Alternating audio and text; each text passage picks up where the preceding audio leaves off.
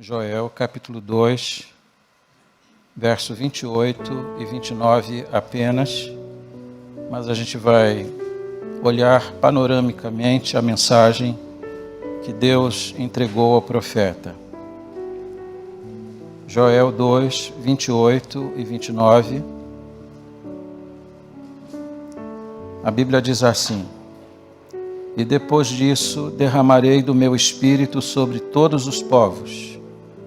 Os seus filhos e as suas filhas profetizarão. Os velhos terão sonhos.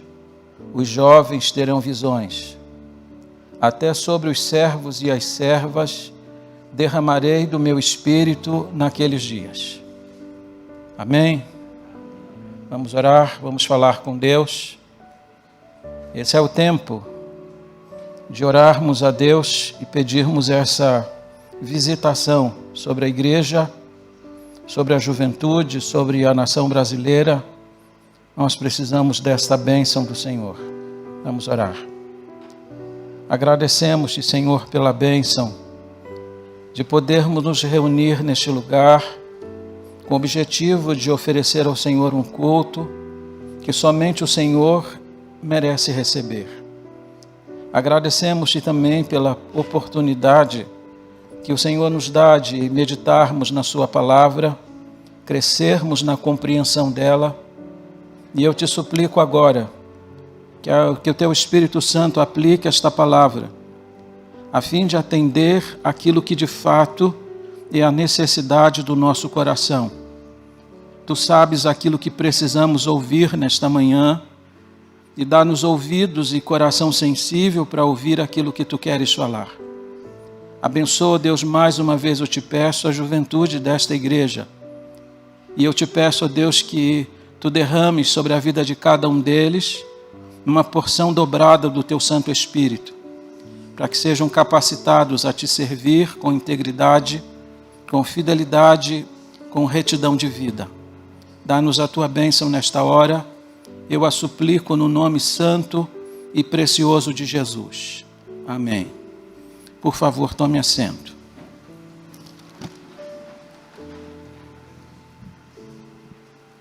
Sempre é oportuno lembrar que nós estamos lendo um livro de um profeta chamado Profeta Menor. Nós temos 12 livros no Antigo Testamento que são classificados entre os chamados profetas menores. Eles são menores não por causa da estatura moral, nem espiritual, nem pela importância, mas exatamente pelo tamanho dos seus livros. Só para que você tenha uma ideia, os 12 livros dos profetas menores somados representam apenas 25% do livro do profeta Isaías. Nós estamos lendo hoje o menor dentre esses livros, ou um dos menores dentre esses livros, mas de uma importância muito grande. O livro do profeta Joel é um dos livros que foi escrito com maior esmero, embora nós tenhamos poucas informações a respeito dele. A única coisa que nós temos sobre ele está lá no capítulo 1, verso 1, quando diz a Bíblia: a palavra do Senhor que veio a Joel, filho de Petuel. Sabemos dele apenas o nome de seu pai, e sabemos que Deus mandou a ele uma palavra. E quando a Bíblia diz a palavra do Senhor que veio a ele, o sentido dessa palavra no original é a palavra revelada pelo Senhor a ele. Ele está trazendo uma revelação de Deus para o seu povo.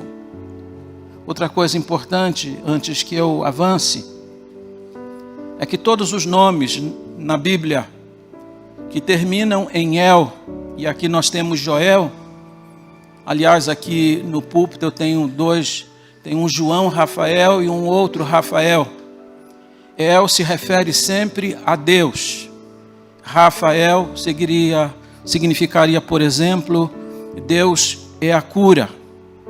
E aqui nós temos o profeta Joel, e no seu nome ele proclama: Jeová é Deus. Esse é o sentido do seu nome. E é em nome de Jeová, que é Deus, que revelou a palavra a ele, que ele está se dirigindo à casa de Judá, onde provavelmente ele exerceu seu ministério 700 anos antes do dia de Pentecostes. Joel é chamado de o profeta do Pentecostes, ou o profeta do Espírito Santo no Antigo Testamento. Vocês devem estar lembrados de que quando Pedro se levantou no dia de Pentecostes para pregar, ao explicar aquele fenômeno que estava acontecendo, das línguas que estavam sendo repartidas entre o povo, Pedro se levantou e disse: Senhoras e senhores, o que vocês estão vendo aqui hoje é aquilo que o profeta Joel disse. Deus está cumprindo a sua palavra hoje. Deus está derramando o seu Espírito Santo. Joel é chamado profeta do Espírito Santo, ou profeta do Pentecostes, porque é a promessa que Deus transmitiu através dele, que se cumpriu naquele dia glorioso, quando o Espírito foi derramado sobre a igreja, capacitando os crentes à realização do trabalho. O que nós precisamos olhar nessa passagem, antes de olharmos precisamente para esses 2 versos que nós lemos nesta manhã? Eu queria fazer um sobrevoo com vocês, ainda que de forma bem objetiva, porque não há como entender esses 2 versos se você não fizer uma visão panorâmica da mensagem de Joel. Primeiro, nós precisamos olhar para a calamidade, ou para as calamidades, seria o termo melhor, do povo de Judá. Joel vai escrever este livro em meio a 3 grandes calamidades. Aliás, aqui eu preciso dar uma palavra aos irmãos. Tempo de crise é tempo de oportunidade para Deus. As crises nunca foram obstáculos para Deus. Deus sempre trabalhou nas horas de crise. E nas horas de crise, Deus falou por intermédio deste homem cujo nome significa Jeová é Deus. 3 calamidades estavam em curso. A primeira delas tinha a ver com uma invasão de gafanhotos. Capítulo 1, verso 4, por favor. O que o gafanhoto cortador deixou, o gafanhoto peregrino comeu. O que o gafanhoto peregrino deixou, o gafanhoto devastador comeu. O que o gafanhoto devastador deixou, o gafanhoto devorador comeu. Essa é a primeira calamidade descrita neste livro. Tudo que havia sobre a terra foi devorado pelos gafanhotos. As pragas que envolviam gafanhotos eram as pragas, dentre as pragas mais temidas em Israel. Era uma nação agro-pastoril. Eles dependiam daquilo que plantavam. Mas a Bíblia diz que naqueles tempos não sobrou nada. Os celeiros ficaram vazios. Faltou alimento. Aliás, é preciso dizer a vocês que até o culto foi afetado por causa disso. Porque diz a Bíblia que faltou cereal e faltou ofertas derramadas dentro do templo. Pelo que os sacerdotes estavam chorando, porque não havia o que oferecer a Deus no altar.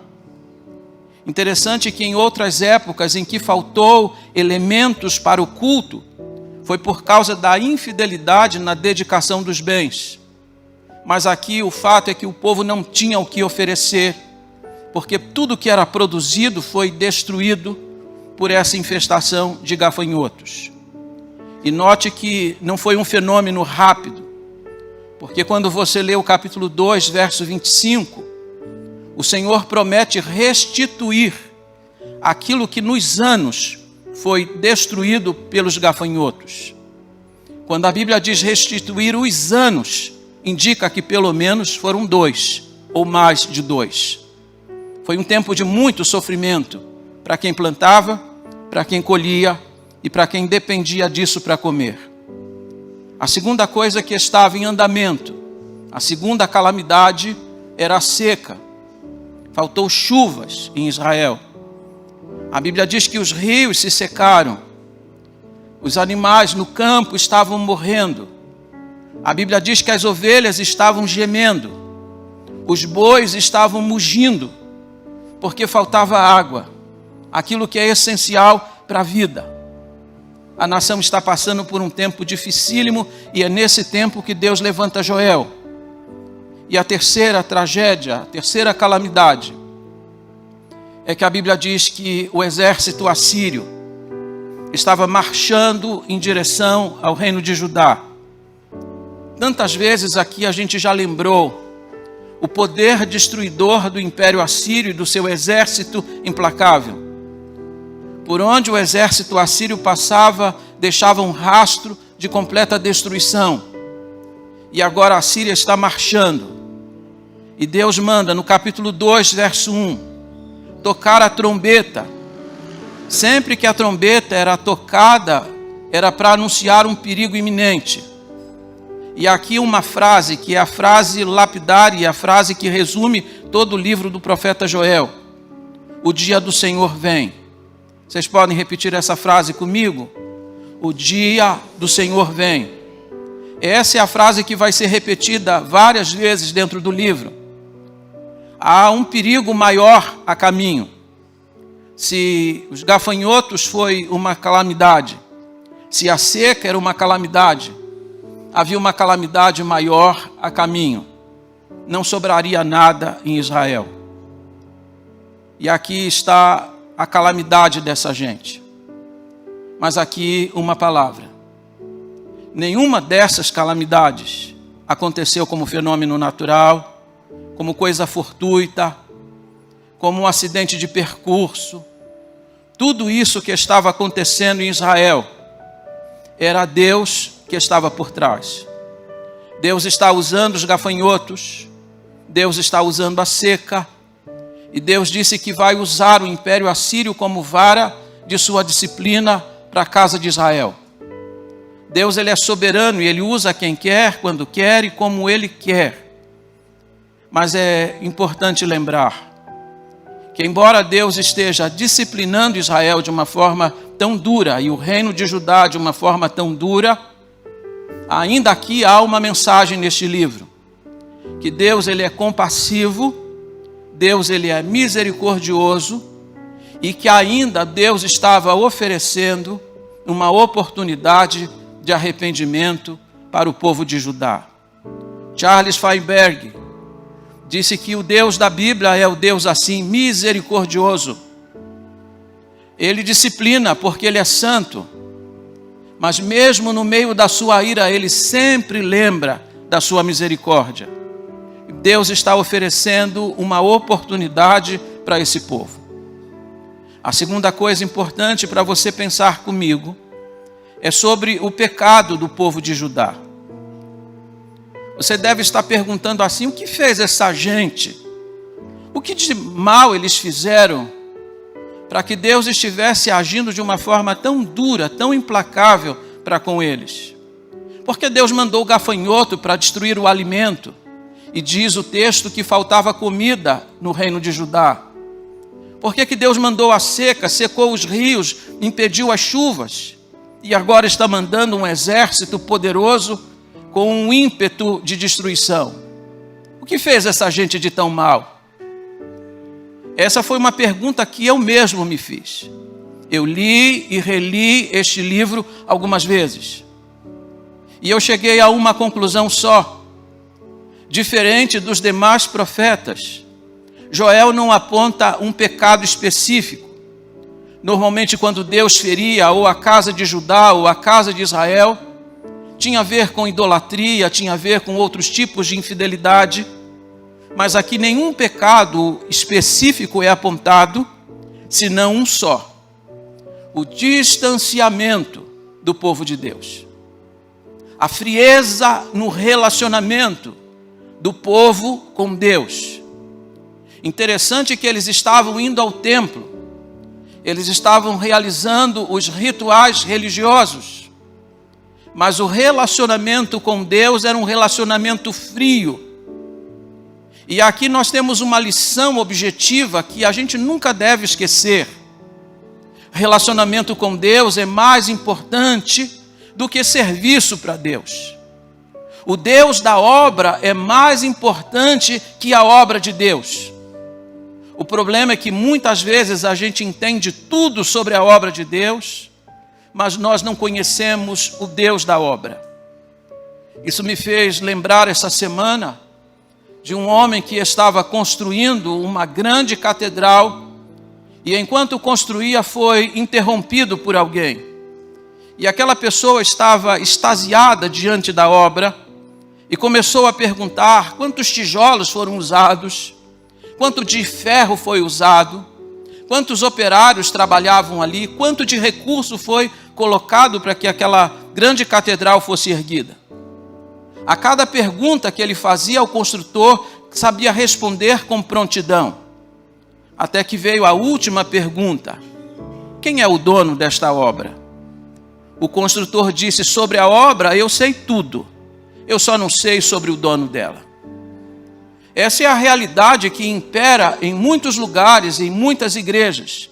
E era a realidade que imperava no reino de Judá.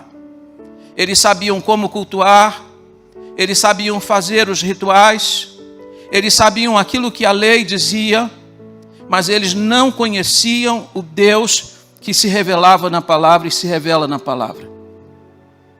Relacionamento com Deus é importante. Nós podemos trabalhar na igreja, e eu aqui não desestimulo ninguém a trabalhar. Louvamos a Deus por esses 4 últimos dias em que a juventude esteve trabalhando na igreja intensamente, hoje é o 5º dia. Mas a gente precisa sempre lembrar disso, ter cuidado com o ativismo religioso, porque muitas vezes fazemos a obra sem conhecermos o dono da obra. Você pergunta o que eles fizeram de tão grave para que Deus tenha levantado 3 calamidades sobre eles. A resposta é porque eles se distanciaram de Deus. Eles acharam que as coisas de Deus substituíam o Deus das coisas. Eles colocaram os rituais na frente, deram mais valor ao templo de Deus do que o Deus que era cultuado no templo. E quando nós fazemos isso, nós estamos provocando o coração de Deus. Estamos entristecendo o Deus da obra. Pensemos sobre o nosso relacionamento com Ele, porque o relacionamento com Deus é tudo. A terceira coisa importante, e é a penúltima que eu vou mencionar aqui, é a saída para o povo de Judá. Qual é a saída para essa gente? Que saída Deus aponta para eles? Deus aqui ele não apresenta apenas a enfermidade. Deus dá não apenas o diagnóstico da enfermidade, Deus mostra qual é o remédio para essa enfermidade. Olha comigo, capítulo 2, verso 12.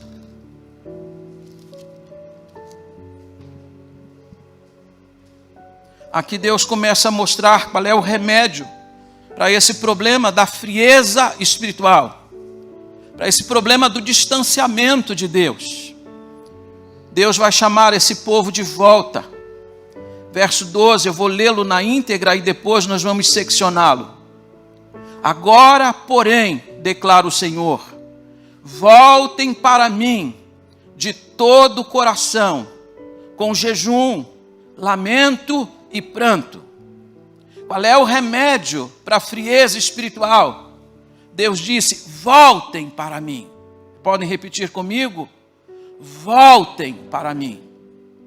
Eles eram o povo de Deus. Eles eram a casa de Judá. Mas Deus disse, vocês se afastaram de mim, voltem para mim. Leslie Allen, comentando esse texto, disse que o sentido aqui é o mesmo da parábola do filho pródigo. O povo de Judá precisava voltar para a casa do pai, ou para o pai, assim como o filho pródigo precisava voltar. Voltem para mim. E como deve ser essa volta?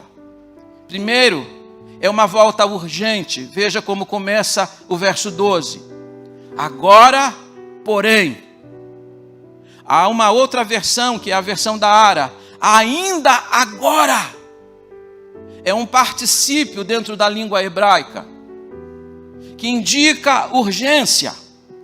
Não é voltar amanhã, não é voltar semana que vem, não é voltar quando você tiver um problema, uma dificuldade, porque há pessoas assim, que só se lembram de Deus nas horas das crises, que só se lembram de Deus nas horas dos problemas. Nós temos vários exemplos aqui de pessoas que estavam atravessando um tempo de dificuldades e aí começaram a frequentar a igreja. A dificuldade desapareceu e elas sumiram da igreja. Não é voltar para Deus assim. É voltar para Deus de fato e voltar agora, ainda agora. Mas muitas vezes a gente age de forma insensata, como Faraó. Vocês devem estar lembrados de que quando Moisés, pela instrumentalidade de Deus, trouxe sobre a nação as chamadas pragas das rãs, e a cada praga, normalmente o Faraó chamava Moisés à sua presença e dizia: interceda por nós, porque nós transgredimos. E ele só pedia a intervenção de Deus na hora que os problemas apareciam, e os problemas desapareciam, e o seu arrependimento também. E na praga das rãs ele chamou Moisés e disse: interceda a nós, ao seu Deus, para que ele tire de nós essa praga. Moisés perguntou para ele: para quando que você quer que eu ore? Faraó respondeu: para amanhã. Não é para amanhã, não é para depois de amanhã, não é para a semana que vem, é agora. Deus disse: voltem para mim agora. Tem urgência nessa volta. A segunda coisa que você deve olhar neste verso comigo é que essa é uma volta para um relacionamento pessoal. O Senhor disse: agora, porém, voltem para mim. Calvino disse que esse para mim deve chamar a nossa atenção, porque quem está falando aqui, escrevendo, é Joel, mas quem está falando é o próprio Deus. E isso torna essa mensagem solene e grave. Deus está dizendo: voltem para mim, porque foi de mim que vocês se afastaram. Está faltando relacionamento entre vocês e eu. A terceira coisa importante é que eles devem voltar para Deus de todo o coração. Deve ser uma coisa profunda, não pode ser uma coisa superficial. Vocês sabem que a Bíblia ensina isso. Todo o nosso coração tem que estar envolvido. Quando você ama a Deus, deve amar a Deus de todas as suas forças, com toda a sua alma e com todo o seu coração. Quando você busca a Deus em oração, Deus disse: buscar-me-eis e me achareis quando me buscardes de todo o vosso coração. Porque muito da nossa busca é superficial, é artificial, e Deus não quer nenhuma teatralidade na busca nossa por Ele. Deus quer que isso seja uma coisa profunda. E como é que isso acontece? Ele disse: com jejum, com lamento e pranto. Vejam, tem três coisas envolvidas neste sentimento profundo de busca a Deus: jejum, lamento e pranto. Deus dá uma ordem, interessante isto. Deus dá uma ordem aos sacerdotes para que eles convoquem o povo, todo o povo. Interessante que Joel já tinha mandado uma mensagem para os bêbados, porque faltava vinho para eles beberem. Já tinha mandado uma mensagem para os lavradores, porque falta alimento para colher no campo. Já tinha mandado uma mensagem para vários grupos, para os anciãos, para os líderes, e aqui ele manda chamar todo o povo. E todo o povo aqui envolve crianças que mamam, mesmo que elas não tivessem a consciência, elas devem estar presentes para esse momento diante de Deus de quebrantamento, porque mesmo sem consciência elas seriam atingidas pela calamidade que estava a caminho. Deviam chamar os moços que estavam desfrutando das núpcias da sua lua de mel para interromperem a lua de mel, porque existe uma celebração solene. 2,16 diz assim: reúnam o povo, consagrem a assembleia, ajuntem os anciãos, reúnam as crianças, e crianças aqui podem ser interpretados também como jovens, mesmo as que mamam de peito, até os recém-casados devem deixar os seus aposentos.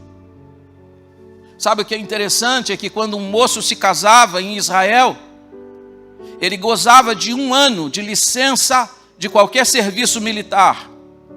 Ele era dispensado de qualquer responsabilidade civil durante aquele 1 ano. Mas aqui é dito que até aqueles que estão em lua de mel devem interromper e devem se reunir junto com os demais. Porque a urgência, porque não existe agenda mais importante do que esta: buscar a Deus. Busquem a Deus, busquem agora. E busquem a Deus com jejum, com lamento e pranto. Chorem diante do Senhor, lamentem diante do Senhor, orem ao Senhor, façam jejum diante do Senhor. Grandes intervenções na história aconteceram assim, quando o povo de Deus se reuniu diante dele, para clamar, para jejuar, para chorar, baseado na convicção dos seus pecados. Em 1756, a Inglaterra estava para ser invadida pela França. Era um ataque iminente. A Inglaterra reconhecia que não tinha força para enfrentar o exército francês. O rei da Inglaterra convocou a toda a nação para orar, jejuar e chorar. John Wesley disse que as igrejas estavam cheias naquele dia. Ele disse que foi um dia glorioso em Londres, como nunca se havia visto. Pela manhã, nos semblantes, havia um aspecto macerado de tristeza, de lamento, de assusto, de medo diante do perigo que estava a caminho. Mas ao final daquele dia, ele disse, havia alegria nas igrejas, porque o mal havia sido desviado da Inglaterra. E isso aconteceu quando a nação se reuniu para orar, para jejuar, para chorar diante de Deus, para pedir perdão a Ele pelos seus pecados. Grandes intervenções de Deus acontecem assim. É exatamente quando o povo se reúne para buscar a Deus de todo o coração. E eu penso que nós estamos precisando viver um momento desse também na nação brasileira. Nos reunirmos para orar, para jejuar e para chorar, porque muitas vezes nossos olhos estão enxutos demais. Precisamos chorar pelos nossos pecados, porque nós os temos, e é por causa do nosso pecado que muitas vezes a nossa nação também está sendo ferida. Reúnam todos, busquem a Deus com quebrantamento. E se vocês buscarem a Deus com quebrantamento, vocês vão ver o que Deus Ele é capaz de fazer. Alguns anos atrás, esteve no Brasil um pastor presbiteriano da Coreia do Sul.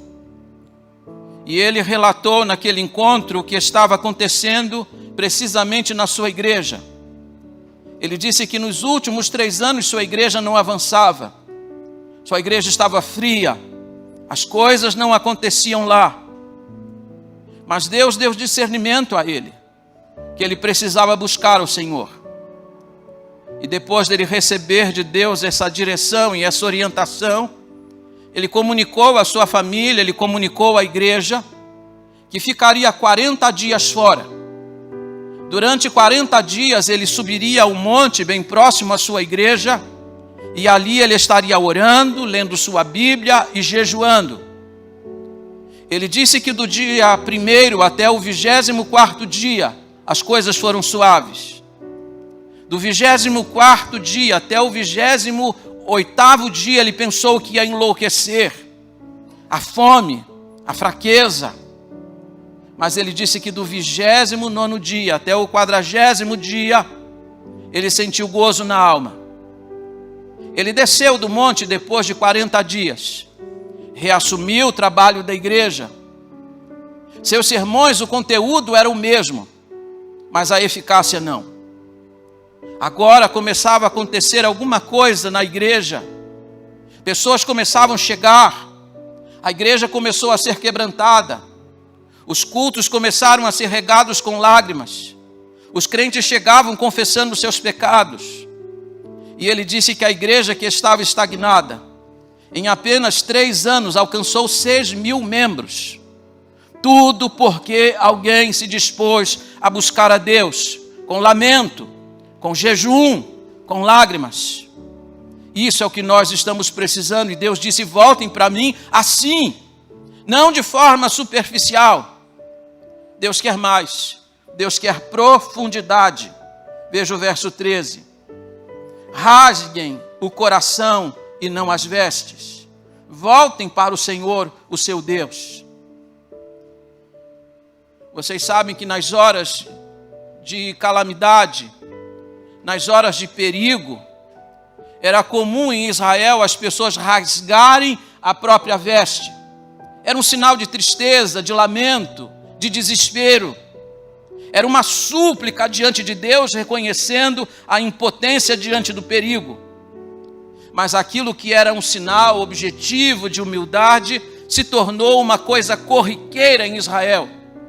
Fazia-se isso com um aspecto assim de encenação, de uma forma bem superficial, uma coisa para os outros verem. E Deus, você sabe, Ele não se impressiona com as coisas que a gente faz para impressioná-lo. Deus não se impressiona com as coisas que a gente faz externamente. Primeiro livro de Samuel 16, verso 7, a Bíblia diz que Deus não vê como vê o homem. Deus vê aquilo que está onde? No coração. Então Deus manda um recado para eles, porque a hora é também desesperadora. Não rasguem as vestes, rasguem o coração. Eu quero ver o que está no coração. Não adianta vocês rasgarem a roupa e o coração ficar intacto. Veja como que Deus requer de nós profundidade e não superficialidade. E quanto dos nossos atos são superficiais diante de Deus. Cantamos, fazemos aquelas orações bem direitinha, nós estamos sempre vindo aos cultos, fazemos a dedicação dos bens, tudo direitinho conforme o script. Mas às vezes a gente faz isso com o coração distante de Deus, e Deus, quando olha para você, Deus não olha para a superfície, Deus olha para dentro do seu coração, e Ele disse: eu não quero que vocês rasguem aquilo que é externo, eu quero que vocês rasguem o próprio coração, porque o problema está lá. O problema não está do lado de fora, o problema está do lado de dentro. Como que deve ser isso ainda? Deve ser com confiança. Verso 13, rasguem o coração e não as vestes, voltem para o Senhor, o seu Deus, pois Ele é misericordioso e compassivo, muito paciente e cheio de amor, arrepende-se e não envia a desgraça. E agora veja o verso 14, talvez Ele volte atrás, arrependa-se, e ao passar deixe uma bênção. Assim vocês poderão fazer oferta de cereal e ofertas queimadas para o Senhor, seu Deus. Como que a nação chegou àquele estado e aquelas calamidades? Por causa do seu distanciamento, por causa da sua rebeldia. Deus tinha falado inúmeras vezes, mas eles taparam os ouvidos à voz de Deus. Então Deus levantou mais uma vez um profeta, mostrou para eles que 2 calamidades naturais já tinham acontecido e foi o Senhor que mandou. Capítulo 2, verso 25, ele disse: o meu grande exército que eu enviei contra vós. Quem que enviou? O Senhor. De quem era o exército? Do Senhor. Quando Deus se refere àquela praga de gafanhotos, Ele disse: o meu grande exército que eu enviei contra vós. Nós sempre declaramos aquilo que está lá em Romanos 8, 38. Se Deus é por nós, quem será contra nós? Mas aqui é Deus que está contra. O meu grande exército que eu enviei contra vós. Mas mesmo Deus estando irado, nunca nos esqueçamos disso. Do caráter bondoso e misericordioso de Deus. Aqui a Bíblia está dizendo, e Deus está falando isso através de Joel, que Ele está muito mais pronto a perdoar do que a castigar. Que Ele está muito mais pronto para restaurar do que para aniquilar. Porque Ele é como? Compassivo e misericordioso. Aliás, se não fosse as misericórdias do Senhor, nós há muito já teríamos sido consumidos, diz o profeta Jeremias. São as misericórdias do Senhor que são a causa de não sermos consumidos, diz em Lamentações no capítulo 3. Deus aqui está oferecendo uma oportunidade, uma saída para a casa de Israel. E agora eu termino. Termino em quarto lugar, lembrando a vocês as bênçãos. E aí chegamos no capítulo 2, verso 28 e 29. Na Ara, o verso 28 diz assim: e acontecerá depois. Na NVI que eu tenho em mãos diz assim: e depois disso. Sempre depois. Por que não antes? Porque Deus trabalha com princípios. O reino de Deus é movido por princípios. Nós queremos avivamento na igreja. Nós queremos coisas extraordinárias de Deus na igreja, mas elas não acontecem antes, elas acontecem depois. Depois do quê? Depois que vocês voltarem para mim. Depois que vocês rasgarem o coração em vez de rasgarem as vestes. Depois que vocês se lamentarem, chorarem, jejuarem, orarem, depois disso, eu vou derramar sobre vocês o meu Espírito. Não acontece antes. Nós queremos avivamento, oramos por avivamento, suplicamos por avivamento, acreditamos em avivamento, mas nós não criamos as condições para ele. Só acontece depois. Depois que a gente volta para Deus de todo o coração, não de forma superficial. Aqui está você orando a Deus, pedindo a Deus para usar você de uma forma poderosa. Aqui está você pedindo a Deus para ser uma labareda de fogo nas mãos dele. Mas isso não vai acontecer antes. Isso só vai acontecer depois. E acontecerá depois. Depois que vocês acertarem a relação comigo, aí vocês vão experimentar algumas coisas extraordinárias da minha parte. Quais são as bênçãos que Deus está prometendo? Joel 2, 28. E depois disso, derramarei do meu espírito sobre todos os povos. Primeiro, Deus está oferecendo uma bênção universal. E aqui um detalhe importante quando a Bíblia diz todos. Não é todos indistintamente. Deus não derrama seu espírito sobre os incrédulos, sobre os ímpios, sobre os pecadores empedernidos. Não é sobre todos indistintamente, é sobre todos sem acepção. É sobre filhos e filhas, homens e mulheres, jovens e crianças, os velhos, os servos, as servas. É sobre todos sem acepção, como foi na igreja em Atos 2, quando o Espírito Santo desceu sobre a igreja. O Espírito Santo, diz a Bíblia, ele encheu a todos, não apenas os apóstolos, não apenas os líderes da igreja, homens, mulheres, crianças, todos que estavam lá, é a todos sem acepção. Essa bênção é universal, porque quando Joel escreveu esse texto, Joel imaginou que o Espírito Santo seria derramado somente sobre o povo de Judá. Mas Pedro, quando pregou no dia de Pentecostes, em Atos 2,39, ele disse que esta bênção é para todo aquele a quem Deus chamar, para todos os povos, ela é universal. Segundo lugar, essa bênção que Deus está prometendo é uma bênção abundante. porque diz assim: depois disso, derramarei do meu espírito.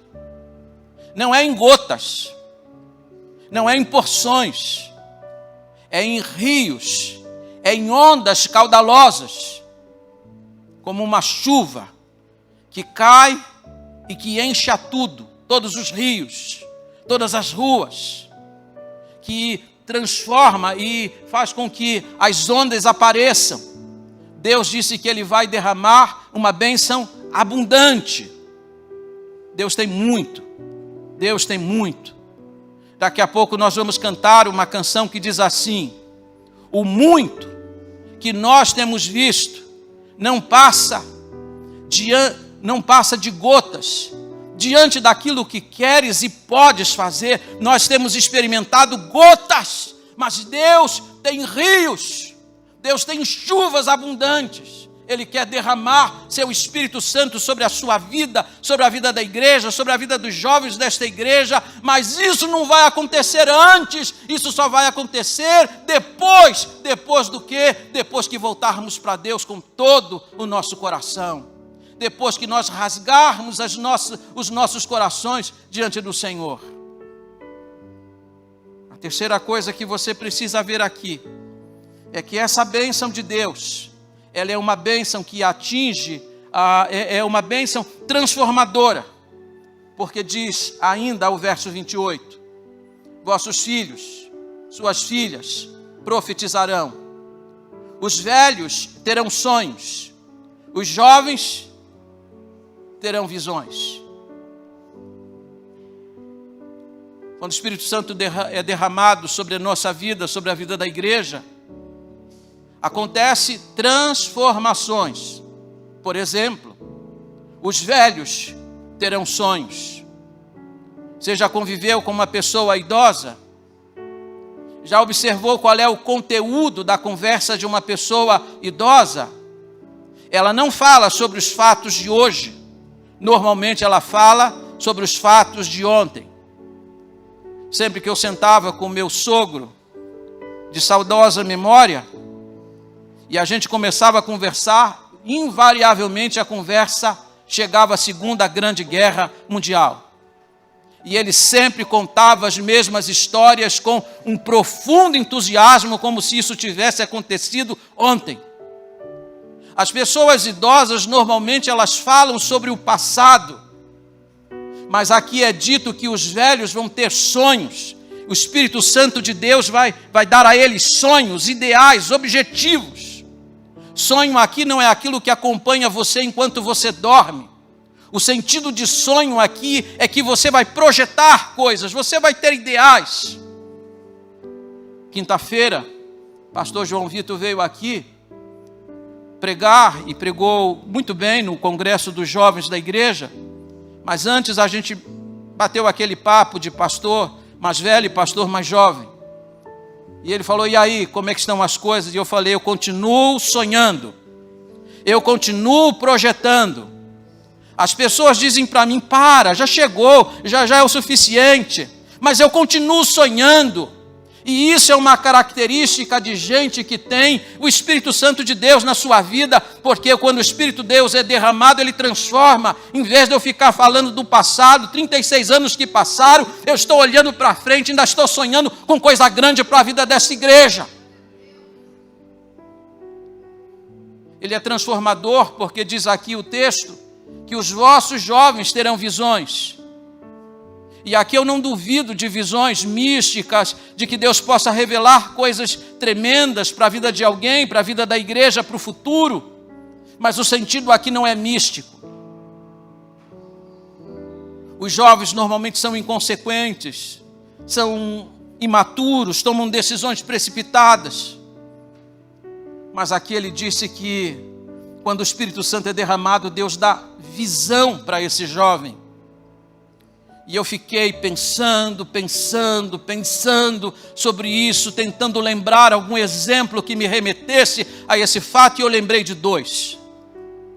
Lembrei de uma igreja batista nos Estados Unidos, professor da escola bíblica dominical, um professor de crianças e adolescentes, disse: eu marquei uma excursão, Eu vou levar vocês à casa onde viveu Dwight Mahmoud. Marcaram o dia, o ônibus chegou, as crianças entraram, os adolescentes entraram. E então chegaram à casa onde viveu Dwight Mahmoud.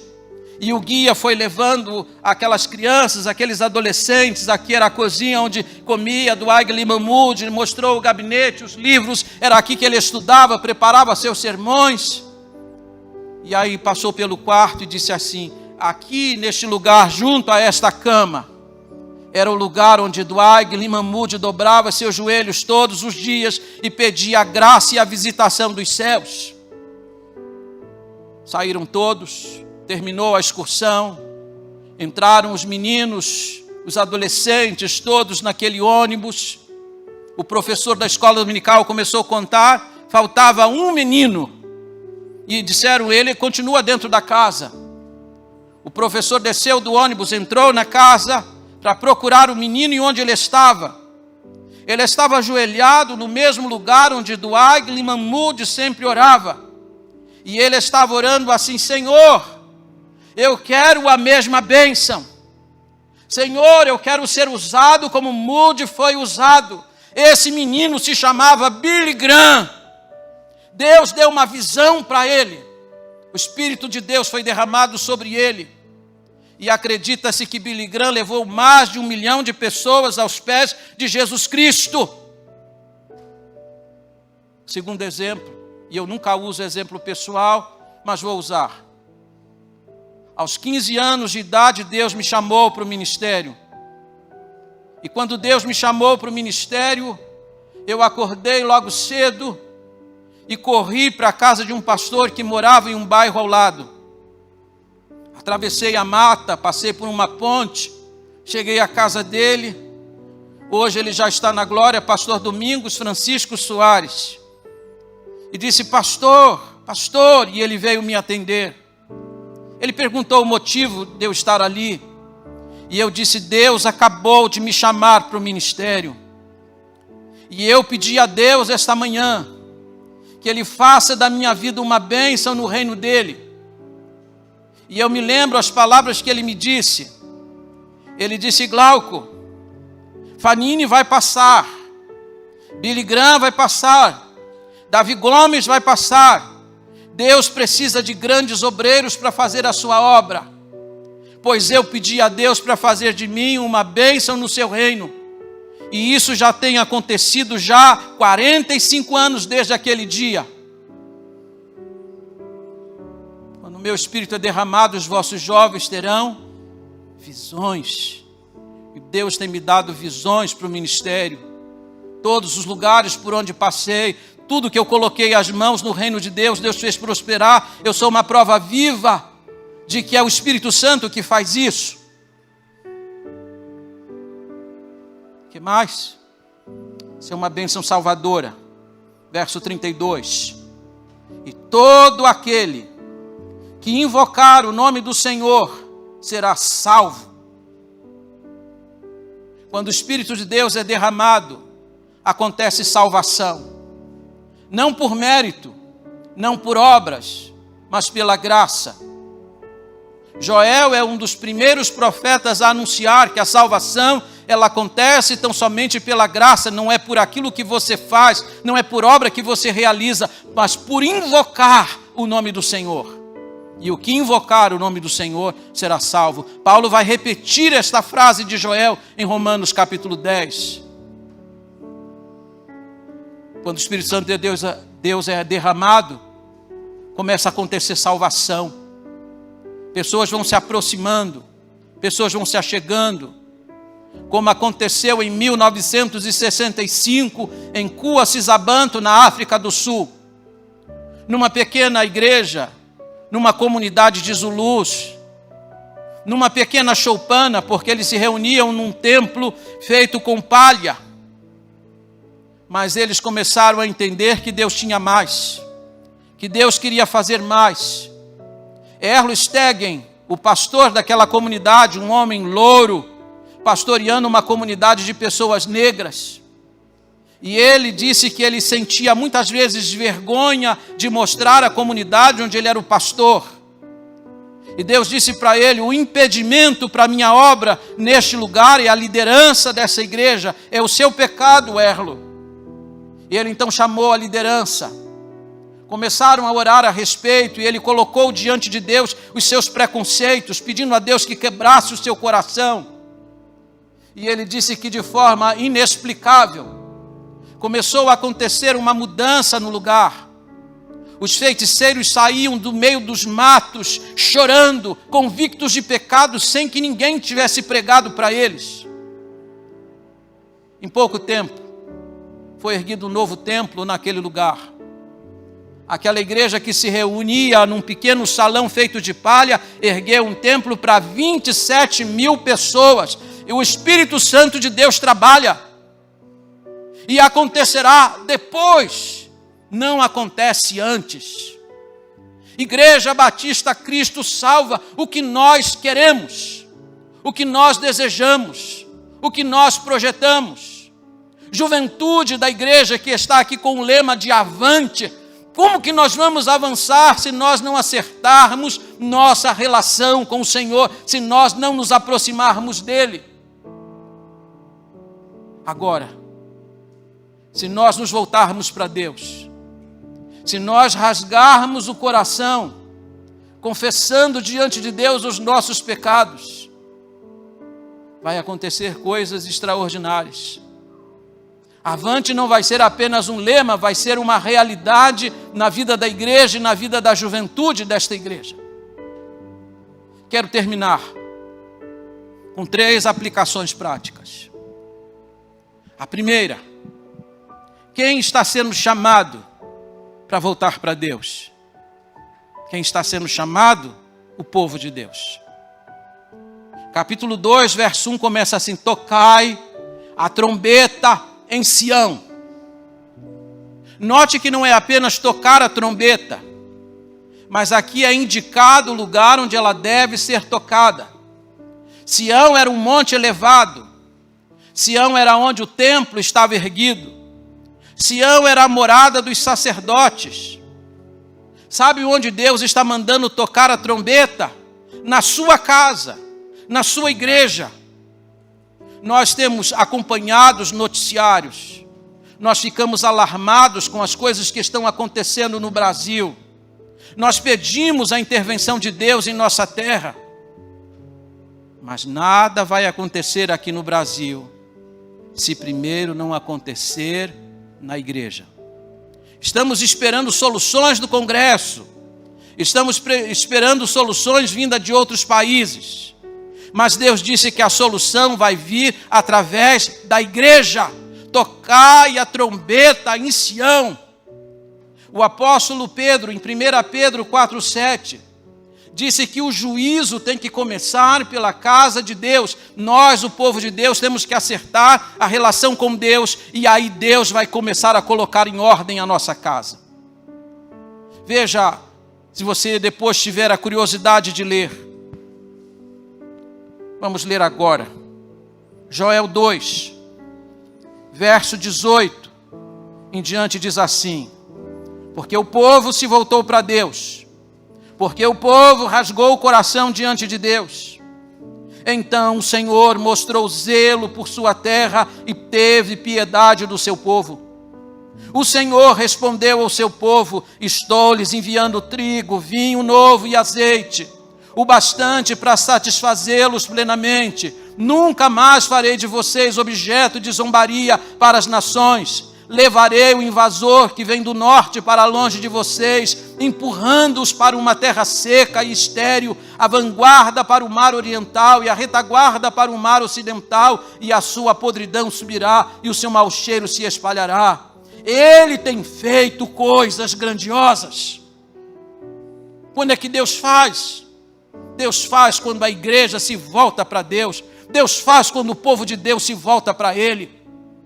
Eu pergunto a vocês, vocês querem ver essa nação de pé?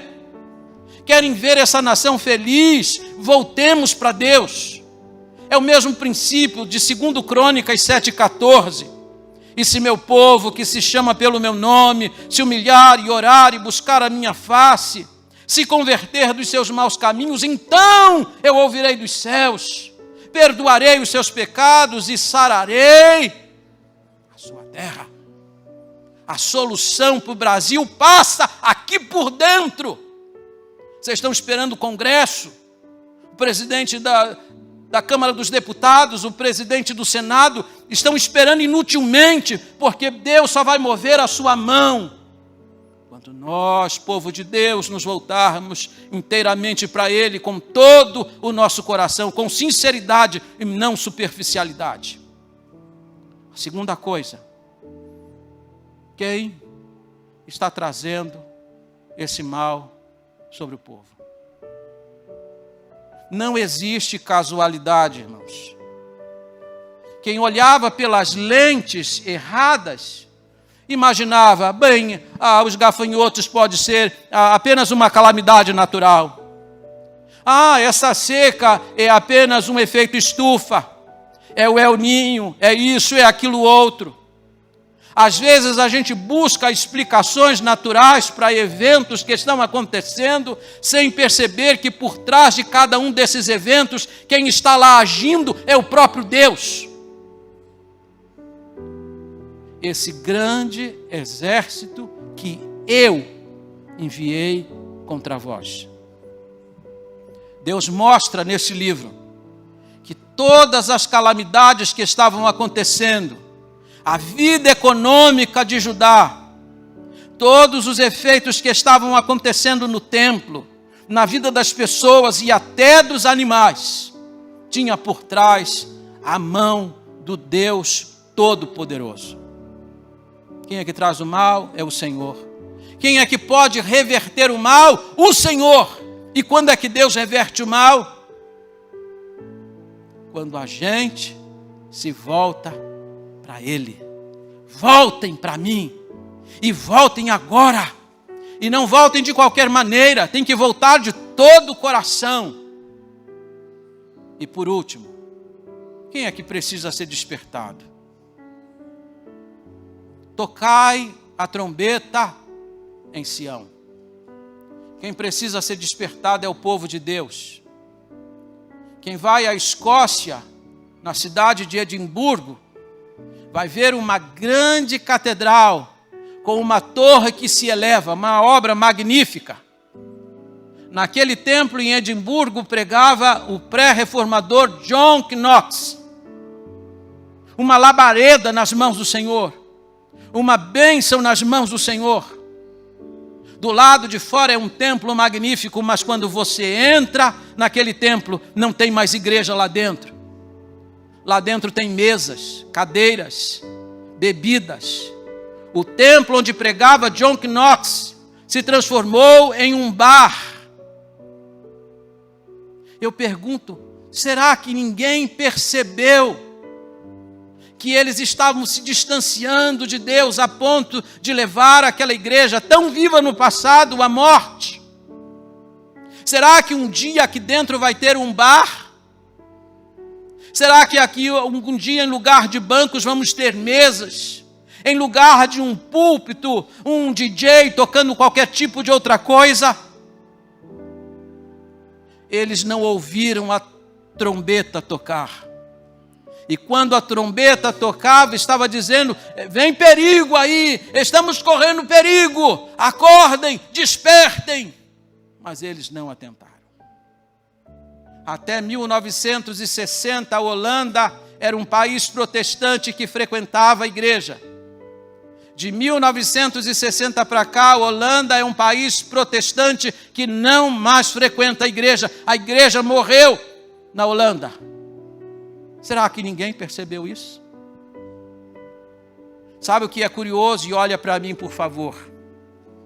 As nações que evangelizaram o Brasil, hoje estão precisando ser evangelizadas pelos brasileiros. Os países que enviaram para cá os missionários estão agora precisando que nós enviemos missionários para eles. As igrejas morreram na Europa, porque ninguém percebeu o perigo. As igrejas morreram. Mas Deus está dizendo aqui através de Joel, antes que Judá seja levado ao colapso final, toque a trombeta, desperte essa gente, acordem enquanto é tempo. E eu vim aqui hoje pela manhã. Eu sei que muita gente veio aqui hoje pensando assim, o pastor vai pregar uma mensagem para os jovens, vai falar de Daniel, vai falar de Sadraque, Mesaque, Abdênego, vai falar de José. Deus não colocou isso no meu coração. Aliás, essa passagem chegou ao meu coração um dia que esse moço foi à minha casa. E a gente começou a estabelecer que agenda nós teríamos no congresso. E naquele dia nós batemos o olho em Joel 2, 28 e 29. Eu disse para Rafael, eu vou pregar Joel 2, 28, porque eu senti que Deus quer que eu pregue esta palavra para a igreja. Eu vim aqui hoje tocar a trombeta. Acorda, desperta, antes que seja tarde demais. Deus está dizendo, o perigo está vindo aí. Está aí, está a porta. Vocês estão esperando mais o quê? Estão esperando não ter mais elementos para nós oferecermos no culto. Porque quando a crise econômica chegou em Judá, a crise atingiu o templo, Deus disse para o profeta Joel, fala para os sacerdotes chorarem e uivarem no altar. Porque não tem mais oferta de cereal, não tem mais libação, não tem azeite, não tem vinho, porque tudo se secou, tudo acabou, foi tudo destruído. Até o templo foi atingido. A gente vai esperar que isso aconteça, que um dia a gente chega aqui, olha, não tem mais, a luz foi cortada, olha, não tem mais gente, olha, não tem mais isso, não tem mais aquilo, gente, vamos para casa, não tem mais o que fazer. Deus está dizendo assim, ainda tem tempo, ainda dá tempo, vamos juntos? Ainda dá tempo. Diga isso para a pessoa do seu lado. Ainda dá tempo. Você que me acompanha pela internet, ainda dá tempo. O que a gente tem que fazer agora? Voltem para Deus. Voltem para Deus com todo o coração. A igreja em pé, por favor.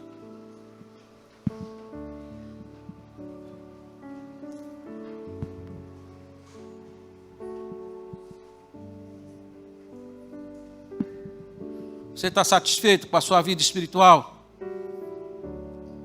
Vou mudar a pergunta. Deus está satisfeito com a sua vida espiritual? Você é uma pessoa próxima de Deus, tem intimidade com Deus? Você conhece a Deus na intimidade? Você tem buscado a Deus? Buscar-me-eis e me achareis quando me buscardes de todo o vosso coração. E aqui, só para eu fazer uma correção importante, quando Deus disse vocês devem me buscar com jejum, jejum aqui não é jejum para casa própria, não é jejum para aposentadoria, não é jejum disso e daquilo outro, é jejum com um objetivo só, porque eu quero me aproximar de Deus. Se você quer e reconhece isso, eu estou precisando me aproximar mais de Deus. Eu preciso me voltar para Deus de todo o meu coração. Vou pedir para você sair do seu lugar, vir aqui à frente e juntos a gente vai orar. E nessa oração, eu vou pedir para você lembrar da nação brasileira. E eu vou repetir isso para vocês, ainda dá tempo. É grave essa hora no Brasil. Mas Deus disse, ainda dá tempo. Mas não esperem solução externa. Não esperem solução política, econômica. Tudo isso vai acontecer se nós, povo de Deus, nos voltarmos para Deus com todo o nosso coração. Rasgando, não as vestes, de uma forma cênica, de uma forma interpretativa, não, de uma forma sincera e profunda. Vamos orar. Obrigado, Senhor, pela Tua palavra. Obrigado porque nós somos o Teu povo que se chama pelo Teu nome.